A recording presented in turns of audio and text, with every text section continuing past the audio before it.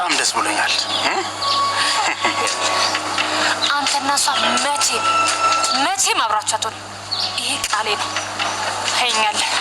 ኧረ እባክሽ ዳግመኛ ወደ ህይወታችን እንዳትገባ፣ አለበለዚያ ልትቋቋመው የማትችለውን ነገር እሰጥሃለሁ ካሌብ። እሱን እንግዲህ የምናየው ይሆናል።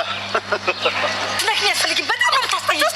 አንቺ ነሽ እዚህ እየጠላሽኝና እየገፋሽኝ ከአንቺ ጋር መቀጠል አልችልም።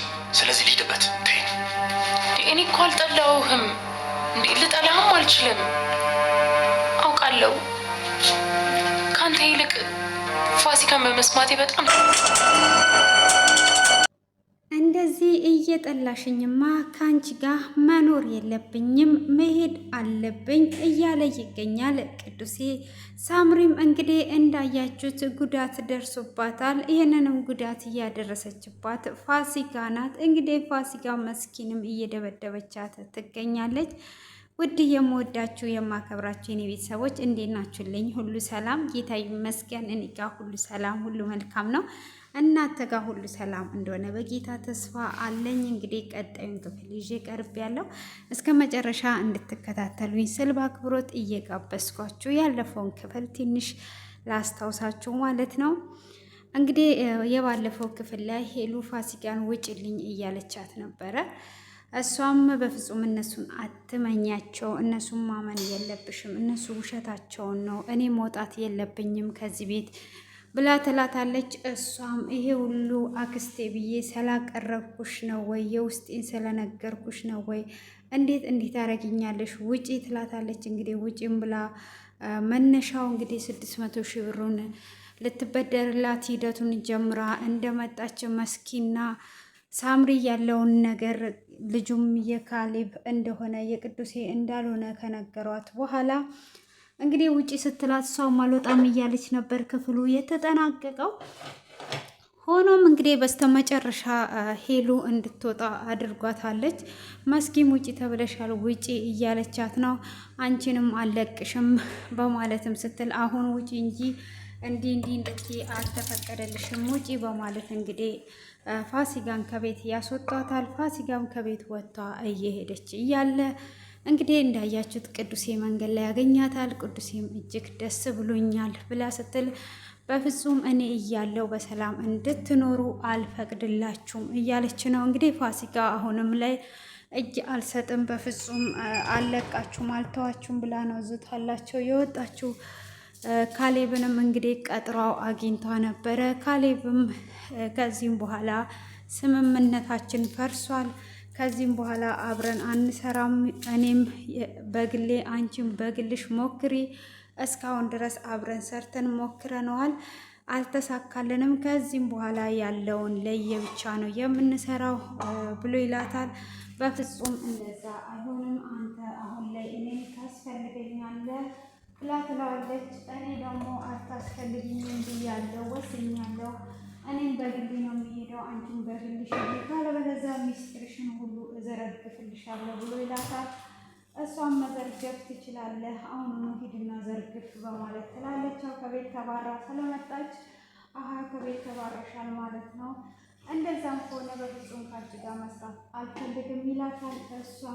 እሷም አብረን ካልሰራን ልናልፈው አንችልም፣ አሁን ላይ እኔን ታስፈልገኛለህ ማለት እሱ ደግሞ አንቺ አታስፈልጊኝም በማለት እንግዲህ ፋሲካም ክዷት ይገኛል። ፋሲካም በፍጹም አልተዋችሁም፣ እንደዚህ የምትዋችሁ ፋሲካ አይደለውም በማለት እንግዲህ ፋሲካም እየዛተች ትገኛለች ማለት ነው። ፋሲካም እንግዲህ ከሄደች በኋላ መስኪም ከቤት ተናዳ ወጥታ ነበር። እሷም ተናዳ የወጣችበት ሄሉን አሁን ላይ ካዲያ ብሩን ምን ልታደርጊበት አስበሻል ብላ ሄሉን ጥያቄ ስታቀርብላት፣ ሄሉም አሁን ላይ ስለ ብር የምናስብበት ሳይሆን ቅዱሴ ወደ ቤት ይመጣል ወይስ አይመጣም ብለን የምናስብበት ነው ስትል እንግዲህ በዛው መስኪ ትናደዳለች ማለት ነው። መስኪ የፈለገችው እንግዲህ ብሩን አሁኑኑ ስራ እንዲጀምሩበት ብሩን ለመሻማት ነበር የፈለገችው ሄሉ። አሁን ስለ ብር ማስብበት ሰዓት አይደለም። እንዴት አክስቴስ እኔ የእናቴ ምትክ ናት እያልኩኝ እንደዚህ ታደርገኛለች ዞር በይልኝ ስትል እንግዲህ ሄሉም በፋሲካ 2 እጥፍ እበቀልሻለሁ በማለት እየሮጠች ከቤት ወጥታ ትሄዳለች። ከቤት እየሮጠችም ስትሄድ እንዳያቸዋት ፋሲካን መንገድ ላይ ታገኛታለች። ፋሲካንም እንግዲህ ታገኘቻት በኋላ ፋሲካ ትቀጠቅጣታለች ማለት ነው። እሱንም እየቀጠቀጠቻት እያለ እንግዲህ እሷም አገላጋይ ይዟ ነበር እየተንቀሳቀሰች የነበረው። ያገላግላታል ማለት ነው አቶ የተቀጠረው ሰውዬ ማለት ነው። ካገላገላትም በኋላ እንደማትለቃት እየዛተችባት እንደዛው መስኪ እንግዲህ በንዴት ውስጥ እየተጓዘች ካሌብን ታገኛለች። ካሌብም አሁን ላይ አብረን መስራት እንችላለን ብሎ ይላታል። እንደዛማ አንችልም፣ ልክ እየከፈትክ የምትዘጋኝ አልነበረም። መጀመሪያ ላይ ከፋሲካ ጋር ተባብራችሁ እኔን አቅራችሁ አውጥታችሁኛል አልነበር ወይ? አሁን እኔ አታስፈልገኝም ሲላት አሁን ላይ እኔ ታስፈልጊኛለሽ፣ አሁን ከአንቺ ጋር ነው መስራት የምፈልገው ይላታል። እሷ እንግዲህ በፍጹም ከአንተ ጋር መስራት አልፈልግም እያለችው ትገኛለች። ሆኖም እንደምንም ሊያሳምናት እየጣረ ነው። እንግዲህ ሳምሪና ሄሉም ተያይዘው ቅዱሴን ፍለጋ ይሄዳሉ። ቅዱሴም በፍጹም ሄሉ ካልፈለገችኝ ወደ ቤት አልገባም፣ እንዳባረረችኝ እራሷ ፈልጓ ወደ ቤት ታስገባኝ ብሏል ማለት ነው። እንግዲህ ሄሉም በተራዋ ከተማውን እያሰሰች ትገኛለች። እስኪ ደክማት መንገድ ላይ ትንፋሻቸው እስኪ ቆራረጥ ድረስ ማለት ነው። እንግዲህ ቅዱሴና ካሌብም ተገናኝተው ካሌብም ሌላ አለኝ እኔ በህይወት እያለሁ በፍጹም አንተ ሄሉን ወስደ እንድትኖር አልፈቅድልም፣ ሄሉ የኔና የኔ ብቻ ናት ብሏል። ሄሉ እንግዲህ በስተመጨረሻ የማን እንደምትሆን እንግዲህ ያው መጨረሻ ወሰኑ ላይ የምናየው ይሆናል ማለት ነው።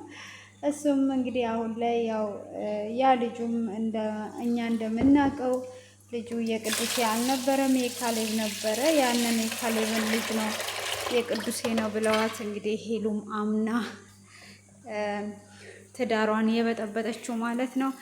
እንግዲህ እንዳያችሁት ቅዱሴም በአንቺ ሳልታመን ከምኖር ከዚህ ቤት መውጣት አለብኝ፣ አንቺ ጠልተሽኛል ብሎ ሻንጣውንም አዘጋጅቷል። እሷም እኔ ካላንተ መኖር አልችልም፣ እኔ ጠልቼክ አይደለም በማለት ትለዋለች። እሱም ያው ትንሽ እንድትለምነው እንጂ እንዳልጠላችውም ስለሚያውቅ ሻንጣውን አዘጋጅቶም ሊወጣ ሲል እሷን በፍጹም ብላ ትለዋለች። እንዴት ነው እጅሽን አጠማረሽ? ፋሲካ እንኳን ከወጣች በኋላ ያልፈለግሽኝ ትፈልግኛለሽ ብዬ ነበረ ሳትፈልግኝ በማለት ነው ሲላት፣ አረ አሁን እኮ እኔና ሳሪ ፈልገን አሰነ ነው ወደ ቤት የተመለስ ነው። እንዴት አልፈልግም አልኩቻለሁ፣ እውነት ጎድቼሃለሁ። እኔ አንተን ማመን በሚገባኝ ሰዓት አክስቴን አምኜ ተጸጽቻለሁ ብላ እንግዲህ ቅዱሴን ይቅርታ ትጠይቃለች። ቅዱሴ እንዲሄድን ሰላም ነበረ እንግዲህ ይቅርታ ያደርግላትና ቅዱሴን ወደ ቤት ተመልሷል። ግን ከዚህም በኋላ እሱን እንድታምነው እየነገራት ነው። መቼም ለቅዱሴ እድል አልሰጠችውም ነበረ። እንግዲህ ሄሉ እሺ ካሞሪ አንተን ብቻ ነው የምሰማው፣ ከዚህም በኋላ ህይወታችንን እናስተካክላለን ትላለች። እንግዲህ ሳምሪንም ለምንድን ነው አንቺ ያልነገርሽኝ ይሄ ሁሉ ነገር እየተካሄደ ብላ ስትላት፣ ሳምሪም ለእኔና ለቅዱሴ እኮ እድል አልሰጠሽንም፣ ልንነግርሽ እንኳን ልትሰሚን አልቻልሽም ብላ ትላታለች። እውነትም ነው ልትነግራት በጣም ደጋግማ እያለቻት እያለ ሄሉ እንግዲህ የመስማት ፍላጎቱ አልነበራትም። በዛን ሰዓት አክስትየውን ብቻ ነበረ የምሰማው። አሁን ላይ እንግዲህ ሄሉንም ይቅርታ ጠይቋ ከሄሉም ጋር ሰላም ወርዶ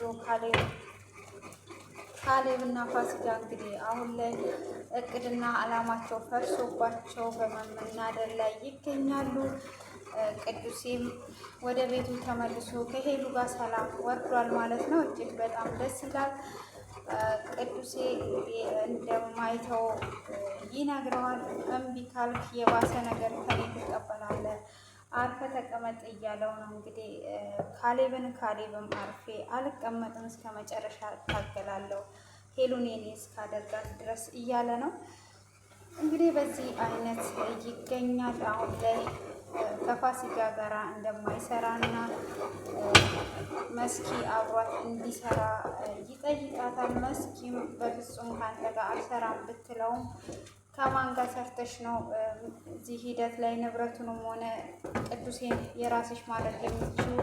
ከኔ ጋር ተስማምተሽ ስሪ። አሁን ላይ ፋሲካ አታስፈልገኝም፣ ወጥታለች። ከፋሲካ ጋር አልሰራም። እኔና ፋሲካ ተለያይተናል። ስለ ፋሲካ ማውራት የምትፈልጊውን ማማትም ከሆነ የምትፈልጊ መናገር ትችያለሽ እያላት ነው ማለት ነው። እና እጅግ ይገርማል ውድ ቤተሰቦች። እንግዲህ አክስትየው በስተመጨረሻ እንደዚህ እቅዷ ስለፈረሰባት በጣም ደስ ይላል። ግን እንደዚህ አይነት አክስቶች ይኖራሉ አይኖርም አይባልም። መቼም ዘመድ ለዘመድ ከፍታ ሲመኝ አይቼ ገጥሞኝ አያውቅም። አብዛኛዎች እንግዲህ በዘመድ ነው የሚጎዱት፣ በቤተሰብ ነው የሚጎዱት እና ዛሬ ላይ እንግዲህ አክስቷ የእህቴን ንብረት እፈልጋለሁ፣ የእህቴን ልጅ ጎዳና አወጣለሁ ብላ ነበር የጀመረችው ፋሲካ። እንግዲህ አሁንም ላይ እስከ መጨረሻው አልተውም እያለችን ብትገኝ እንግዲህ ፋሲካ ዛሬ ላይ እቅዷ አልተሳካላትም። እሱም እቅዷ ስላልተሳካላት እንግዲህ በስተመጨረሻ ሳምሪንም በስለት ወቅታታለች። እጅግ በጣም ነው የሚያሳዝነው። እንግዲህ ሳምሪ በጣም ዋጋ የከፈለች ለትዳራቸው ከነሄሉ ጀርባ ያለችው ለትዳራቸው መሰረት እሷ ናት። ብዙ ጊዜ ሊጣሉ ማለቂያ ላይ ደርሶ እሷ ናት የምታስታርቃቸው ማለት ነው። ሆኖም እንግዲህ ዛሬ ላይ ፋሲካ ስለተናደደች ሄሉን መውዳት ችላለች ማለት ነው። እንግዲህ ዛሬ ላይ ክፍሉ በዚህ ነው የተጠናቀቀው። ሄሉን እንደጎዳቻት እጅግ በጣም ያሳዝናል እና እንግዲህ በዚህ ላይ ብዙ ትምህርቶችን የያዘ ድራማ ነው ማለት ነው። እንግዲህ በአሁን ላይ እውነት ነው ዘመድ ውድቀት እንጂ ከፍታን የሚመኝላችሁ የለም። መጨረሻውን እንግዲህ የምናየው ይሆናል። ፋሲካ ለምንስ እንደዚህ አደረገች? ለምንስ ነው የእህቷን ንብረት የፈለገችው? መቼም እህቷ ለልጇ ነው ሰርታ ያለፈችው። አንድ ሰው ሲሰራ ለልጁ እንጂ ለእህቴ ብሎ አይደለም። ዋጋ ከፍሎ እስካለ ድረስ እበላለሁ፣ ከሌለው ደግሞ ልጆች ይኖሩበታል። ልጆች የሰው አይን ማየት የለባቸውም ብሎ ነው አይደለም አንድ ሰው ዋጋ የሚከፍለው። አሁን እዚህ ጋር እንግዲህ ፋሲካ የእህቴ ንብረት ይገባኛል በማለት ላይ ነው እንደዚህ አይነት ነገር እያደረገች ያለችው እና እንዴት የእህቷ ንብረት ይገባታል? ሰርታ አትበላም እንዴ?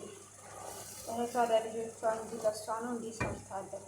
እና ብዙ ጊዜ ሰው ከሞተ በኋላ እንደዚህ አይነት ነገሮች የሚከሰቱ ናቸው። ወንድም በወንድሙ ላይ የሚነሳበት ነው እና እህት በእህት ላይ የሚነሳበት ወቅት ነው። እንግዲህ ይሄ ትክክለኛ ነገርም ያለ ነው። ብዙዎቻችሁ እንግዲህ በአካባቢ በተለያየ ነገር የገጠማችሁ ሊኖር ይችላል እንደዚህ አይነት ነገር። እኔ ወንድም ለወንድም የገጠመው ደርሶኛል። በነገራችን ላይ ወንድምየውን ክዶ ወንድምየውን ከራስ ውጪ አድርጎ የቤተሰቦቹን ንብረት ሙሉ ለሙሉ የወረሰ ሰው አውቃለሁ። ብር ከፍሎ ምናምን ማለት ነው።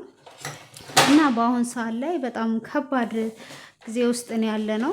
ዛሬ ላይ በህይወት ስንኖር የምንሞት አይመስለንም፣ ግን ሞት አለ። ሞት የትም አይሄድም ማለት ነው። ሁላችንም ጋር የሚደርስ ነው። ግን ብዙዎቹ ሞት መኖሩን ይረሱትና ብዙ ነገር ላይ ይደርሳሉ። ልጃቸውን ይክዳሉ፣ ወንድማቸውን ይክዳሉ፣ እህታቸውን ይክዳሉ። እና እንደዚህ አይነት ወቅት ላይ ነን ያለ ነው። እግዚአብሔር ማስተዋለን ያብዛለን። እንግዲህ ድራማም ቢሆን በዚህ በድራማ ውስጥ ብዙ ነገር የምንማማርበት ስለሆነ እናንተ ማስተያየታችሁን እንግዲህ ኮሜንት ላይ አስቀምጡልኝ ስል በአክብሮት እጠይቃችኋለሁ። ውድ የምወዳችሁ ቤተሰቦቼ እኔ እንግዲህ ከአየሁትም አንጻር እና እዚህ ጋር ከሚካሄደው አንጻር እውነተኛም እንዳለ ነው የምረዳው። በአሁኑ ሰዓት ላይ እንግዲህ ዘመድ የለም። ውድቀታችሁን የሚመኝ ዘመድ ግን በጣም ሞልቷል። ልትቸገሩ ከጎናችሁ የሚሆን የለም። ግን ስትሞቱ ከየትም ካሉበት ከብድርም ብርም ባይኖራቸው እናንተን ለመቅበር አንደኛ ሆኖ ይመጣሉ ማለት ነው። ለዚህ ምንም ጥርጣሬ እንዳይገባችሁ። እናንተም እንግዲህ ኮሜንት ላይ አስተያየታችሁን አስቀምጡ። ስለነበረን ቆይታ አመሰግናለሁ። በአዲስ ጠቃሚ በሆነ ቪዲዮ እስክንገናኝ እንግዲህ ሁላችሁም ላይክ እና ሰብ አድርጉ፣ ለጓደኞቻችሁም ሼር አድርጉ። እያበረታታችሁኝም ከጎኔ ስላላችሁ ሁሉ ከልብ አመሰግናለሁ ማለት ነው። አዲስ ቪዲዮ ይዤላችሁ እስክመጣ ድረስ ቸር ሰንብቱ። መልካም ቆይታ ይሆንላችሁ። ለሁላችሁ አመሰግናለሁ።